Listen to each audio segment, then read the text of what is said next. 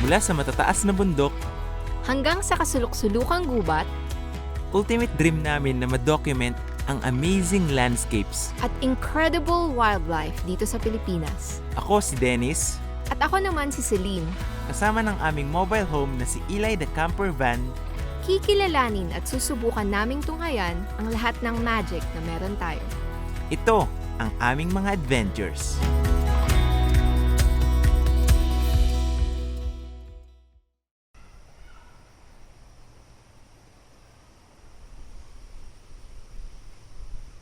Okay, welcome back to our channel. Merry Christmas! Sana naging masaya yung Pasko nyo ngayon. So, nandito pa rin tayo sa home base namin sa Camiguin. Pero habang napapanood nyo to, malamang kasama na rin namin ang family namin sa Rizal.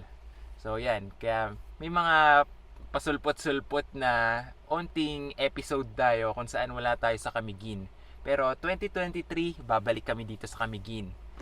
And ayun, for today's episode, papakita ko sa inyo kung ano yung top 10 favorite landscape photographs ko for 2022. Yan. So, ano kaya iyon?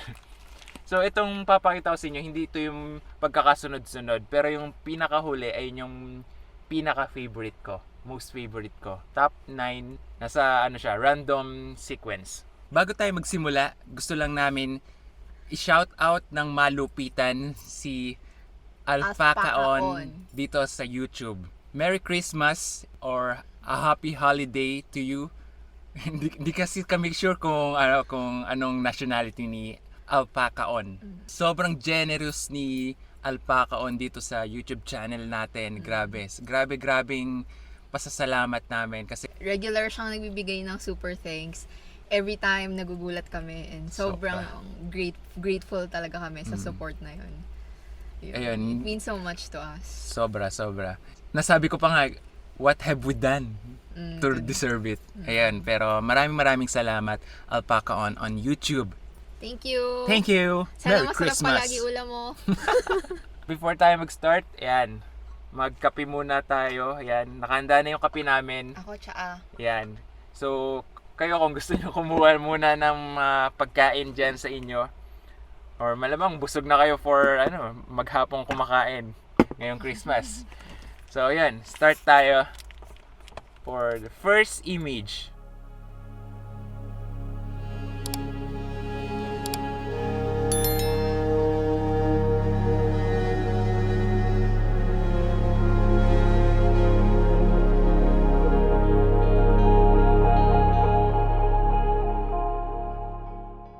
Ayan.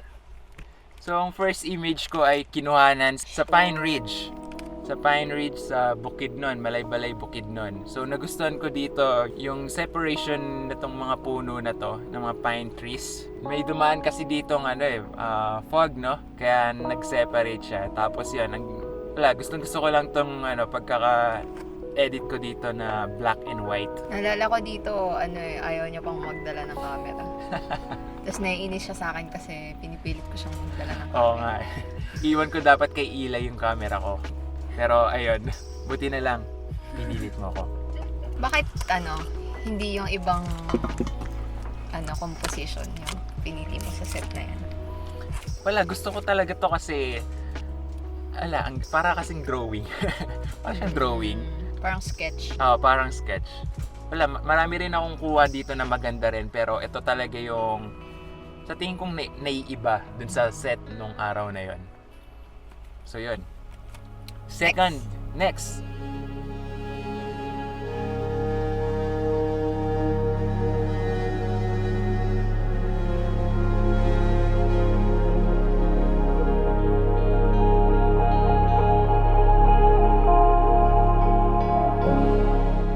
Yan. Fancy. Pangalan nito ay Naglahaw Falls. Ito yung panahon na nasa Sorsogon pa kami. Tapos, hindi pa nagbablog si Celine. Wala pang hashtag Wildlife Wednesday noong mga panahon na to. Itong falls na to, nasa loob lang din ng Zoe's.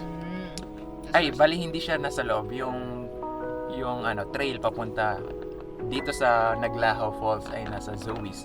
So kasama ko dito ay isa sa mga landscape photographer ng Sorsogon din, si FM. Si FM. Hi, Shoutout sa iyo FM kung nanonood ka pa rin. Wala, nagustuhan ko dito yung dalawang parang nag-balance yung composition kasi dalawa yung parang naging falls nito, isa dun sa top left and bottom right.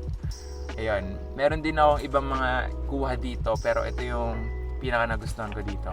Saka bilang na bilang lang yung kulay dito sa image na to. Ayun yung mas nagustuhan ko. So mas simple yung yung composition, mas maganda para sa akin. And ayun, iba talaga pagka waterfalls, walang pinipiling oras. Maganda pa din. Maganda pa rin kasi may shade ng mga puno. Grabe ngayong taon lang din pala yung Sorsogon na parang ang dami. Feeling Diba? ko nung isang taon pa yung Sorsogon era natin. Tama, tapos ngayon nasa Mindanao na tayo. Wow. Okay, for third. Wait lang, naalala mo ba yung pinakamasarap na maruya dun sa Oo, sa Sorsogon. Grabe. Sa rin yon sa Irosin. Oo. Tama, di ba? Kapag papunta dyan. Habang papunta dito sa Zoe's. Sa Irosin. Pero ano nga ba? Alam ko kasama ka nito eh. Kasama ako dyan. Pero hindi ka pa nagbablog. Hindi po. Ginagawa mo birding. Bird. Nag-ikot ka. Oo. Di ba? Pero nung pumunta kayo dyan, kasama ko. Oo, Tapos kasama. nauna akong... Tama. Nandun ka pa rin sa video. Yun nga lang, di ka pa, wala pang hashtag Wildlife Wednesday na. Nice. Okay, next.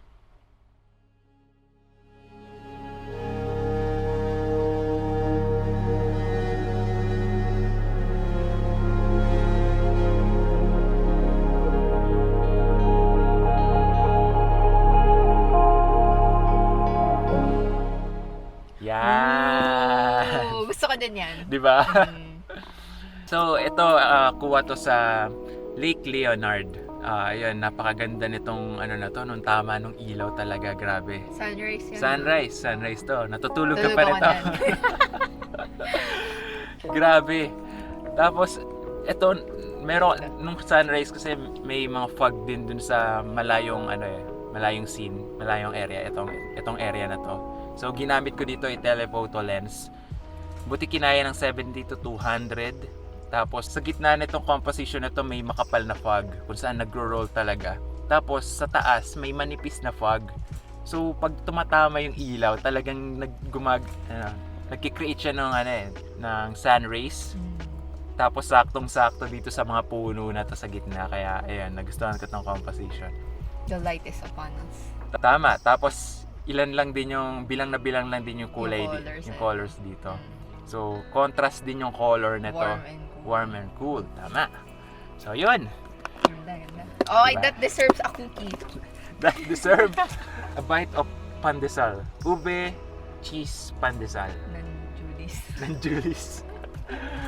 Hello, ito lang yung nagugustuhan ko dito sa bakery sa baba ng Camiguin. Miss nyo na yung kabayan ng bukid. Oo, dami din, mura pa. Pero ito, so hindi ko sure kung nasabi ko na sa inyo. Hapon ngayon dito sa Camiguin, habang sinushoot namin to. Kaya sinakto namin ng merienda. Kaya kung ako sa inyo, kuha na rin kayo ng makakain dyan. Yung handa nyo ngayon Pasko. Baka may leche plan pa kayo dyan or mga spaghetti, binatamis. Fruit salad. Pangalan na yan, pangatlo. Pangatlo, kape muna ako. Okay, next.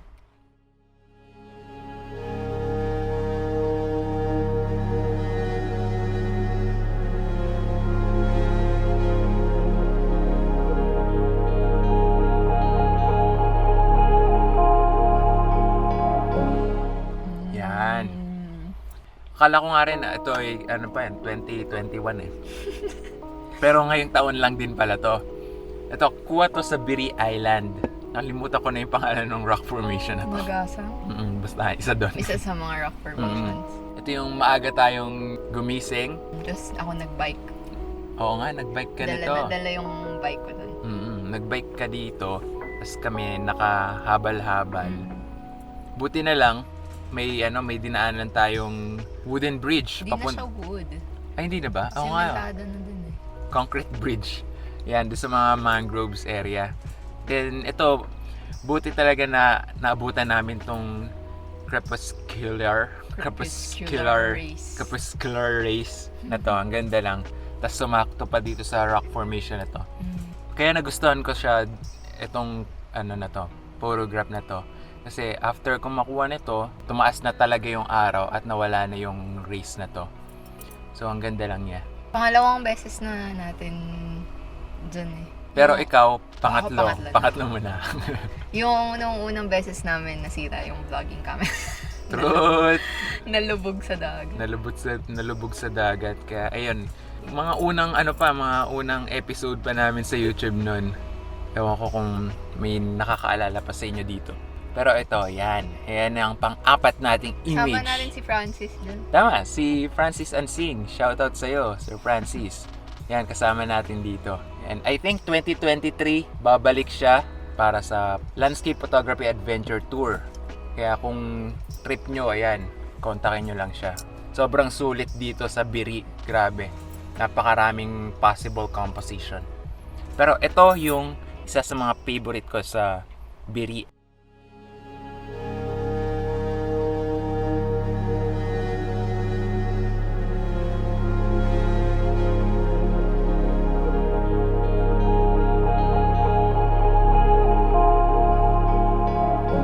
Ayan. Alam ko yan. Ano? Pialitan. Yan, tama. Pialitan Falls ng Maragusan, Davao de Oro. Nagustuhan ko lang talaga yung composition dito. Naka-frame yung falls, tapos sa baba parang may leading line din na ilaw. So, ayun yung nagustuhan ko dito. Tapos, ayun din, katulad kanina, bilang lang din yung kulay natin dito. Then, ayun. So, sobrang ganda ng lugar na to. Grabe. Ito Na- yung hindi natin inaasahan yung adventure na to. Hindi kami naka-proper attire. Tama. Naka-chinelas. Naka-chinelas. Pero buti Pero, naman oo. kinaya. Maikli lang naman. Meron pang rappelling Oo.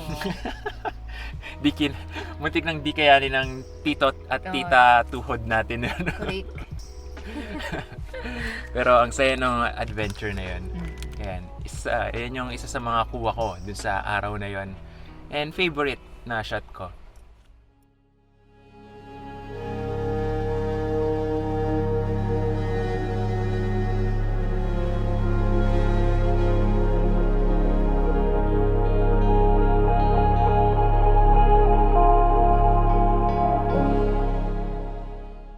Ayan. Ay. Tama, 2022 pa lang to, no? Oo, simula. Yung simula nung Simula ng van life natin. Yan. January yan. January. Sobrang ganda lang din kasi ng Kitinday Hills. Tapos dinagdagan mo pa ng Mayon. So, wow. Grabe. Grabe dito sa Kitinday Hills. Napakaganda dito. Nakailang araw nga tayo dito? Parang 3 3 days, days, 2 2 nights, no? Tapos naki-park na lang kami dun sa malapit na bahay. Buti pinayagan tayo. Kasi parang pahupa pa lang yung pandemic nung mga araw na to eh. So, ayun. Buti dun sa lugar na to, hindi na ganun kahigpit. Oo. Ilang beses tayong umakyat dito, sunrise, sunset. Balik-balik kami. Pero malapit lang, mga 10 minutes na hike lang naman siya. Ayun nga lang, talagang Matarik. Matarik siya. Hindi man completely kitang-kita si Mayon dito, nagustuhan ko pa rin siya. Wala, ang ganda lang talaga ng scene eh.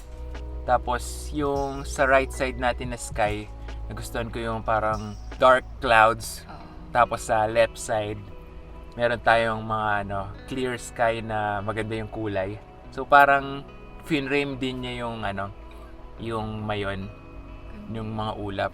Parang scene sa isang fantasy movie. Oo nga eh, grabe no. Tapos may ibaba pa nung Mayon, may parang fog pa siya eh. Kasi early morning to eh.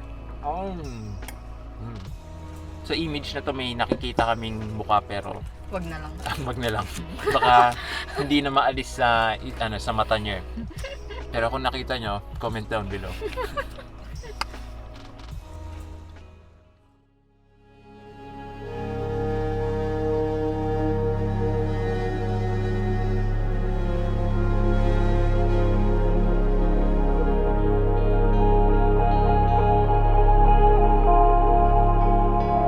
Yun.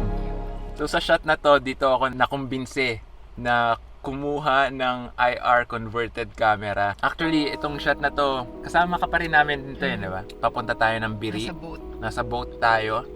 Ayun yung mga panahong nag-aalboroto yung Mount Bulusan. Mount Bulusan nga pala to ng Sorsogon.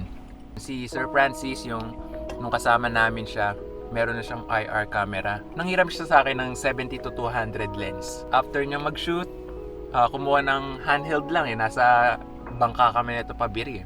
Hiniram ko rin. Tapos tinry ko. Tapos yun, grabe. Ganda nung Game changer. game changer yung IR camera.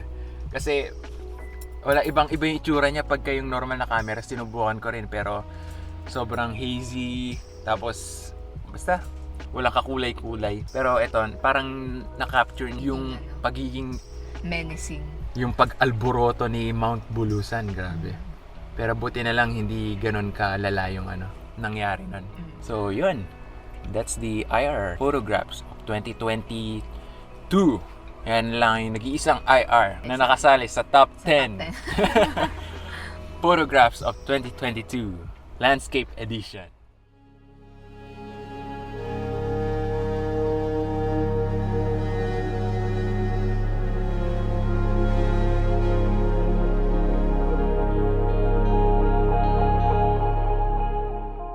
Yan.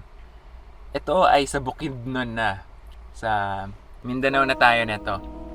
So, kamakailan lang tong episode na to. Nagustuhan ko dito yung lines nung composition. Meron pa tayong focal subject na lone tree. Tapos nagustuhan ko dito sa background, meron ding yung lines nung mountain, kitang-kita rin. Ibang photographs ko, hindi nakita yung mountain dun sa likod. Puro clouds na. Clouds na kasi ito yung parating na si Paeng sa Pilipinas. So may paparating na bagyo. Wala man epic light pero nakuha naman ng composition lang para mapaganda yung image. Kakaiba talaga yung landscape na to eh. Sobrang rolling hills tapos napakalawak din niya. So yun, nagustuhan ko siya. Malapit-lapit na tayo. Last 2 images.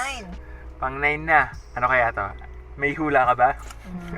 Siguro false yan. False? Aba? Tingnan natin.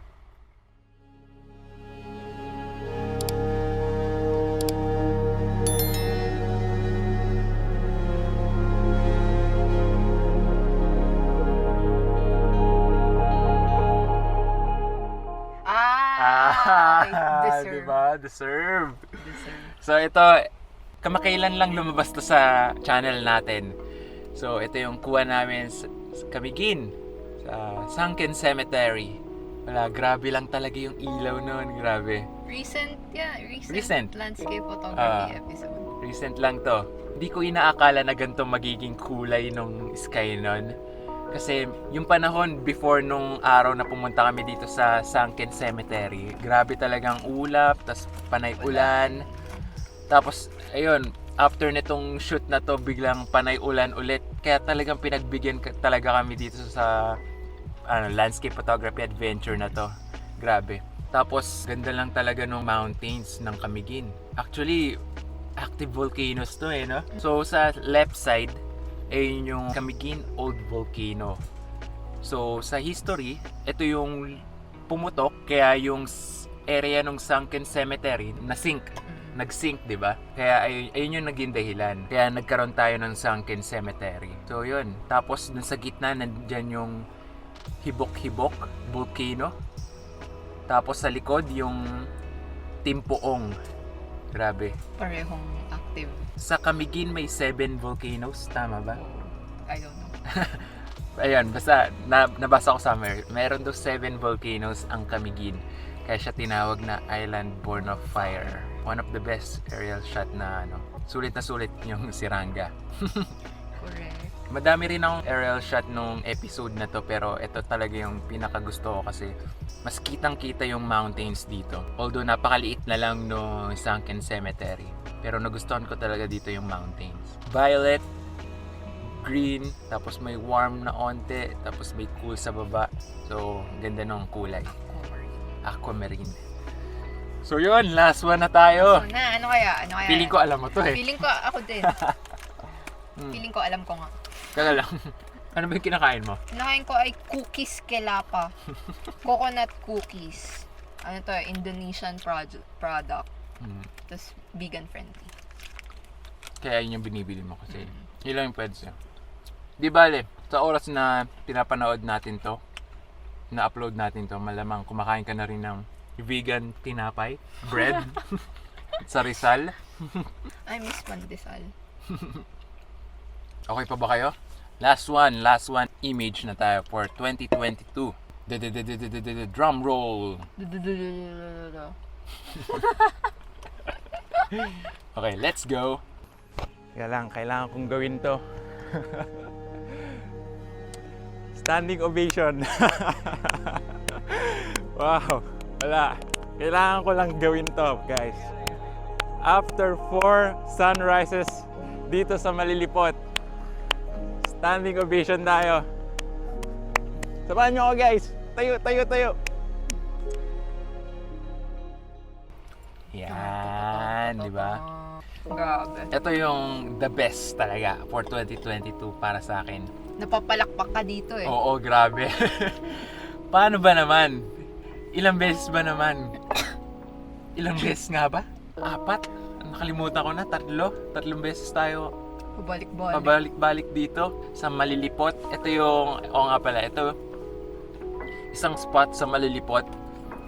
Kung hindi nyo napanood, kung saan lagi kaming inuulan, maulap, hindi nagpapakita si Vulcan Mayon. Then this time, nakasama na namin si Sir Tom Falcon. Yun, shoutout sa iyo, Sir Tom. Ewan ko, sa tingin ko siya yung lucky charm namin nito kasi sa tuwing kasama namin siya sa Mayon, nagpapakita si Mayon. So ito, this time, nagpakita siya. Actually, ang gamit ko pang camera nito, tandaan mo, sa'yo. Oo. Kasi dapat mag-astro Photography. 2 o'clock pa lang yata, pumunta na kami dito sa spot na to. Nakapag-astro photography naman pala ako. Pero, may shot ako. meron May kang picture shot, ako. pero Maulap pa rin no? Nung time na yun. Ang plano natin, Star Trail. Oo, start. Sa taas ni Mayon. Kaso, Pero, ang yun, naging maulap. Tapos, ayun pala, yung ulap na yun, magkakatch pala ng first light ng sunrise. Kaya grabe, napahiram ako sa kanya ng camera. Ako muna, peram! Tapos, ayun. Yung simula nun, hindi na pumapayag si Celine na iniiwan ko yung camera ko. Di ba? Tama? Kasi, kaya nga kami tig-isa ng camera eh. Oo. Kasi, ewan ko ba kasi, before nito, yung sunset, sobrang satisfied na ako eh. Okay. Kasi nagpakita siya eh. Nung sunset. So, hindi mo ina-expect? Hindi ko ina-expect na ganito pa rin. Mas maganda pa. So yun, ang ganda niya. Ganda nung... Sobrang ganda nung nasa... Nung sa tip ni Mayon, no? Talagang yung first light talaga, na-catch niya. Parang siyang may lipstick. Naging honorable mention sa IPA 2022. Nice. Yan. Next time, na tayo. Makaka-place na. Makaka-place na Award-winning na kami. Ayun yung goal, maging award-winning may tayo. multi-award winning. So, ayun. Grabe. Grabe tong 2022. Kung ano yung ikinakonti ng photographs namin nung 2020 to 2021. Grabing nabawi nung 2022. Ayun, sobrang pasalamat na lang talaga kami sa universe. Grabe. Yes. And syempre sa inyo. At sa inyo sa nanonood sa amin hanggang ngayon. Maraming salamat. So, ayun. Ano sa tingin nyo? Meron ba kayong gustong naisama dito sana sa top 10 natin na previous na image natin? Comment down below. Malay nyo, di ba? Nakalimutan ko lang pala, di ba? So, yun. Comment down below. And, ayun, landscape photography Kasi next Wednesday, ang top 10 naman ng wildlife photography ni Celine. Exciting yun kasi may mga images na walang episode. Ooh! Kasi hindi pa ako nagvo-vlog. Ayun. Yung iba. Basta yung kuha niya ng 2022. Yan. So, doon makakakita tayo ng never before images. Sana may onting clips tayong naitago. So, yun. Maraming salamat ulit sa panonood. And we'll see you in the next episode. Like, comment, and subscribe! Merry Christmas! Bye!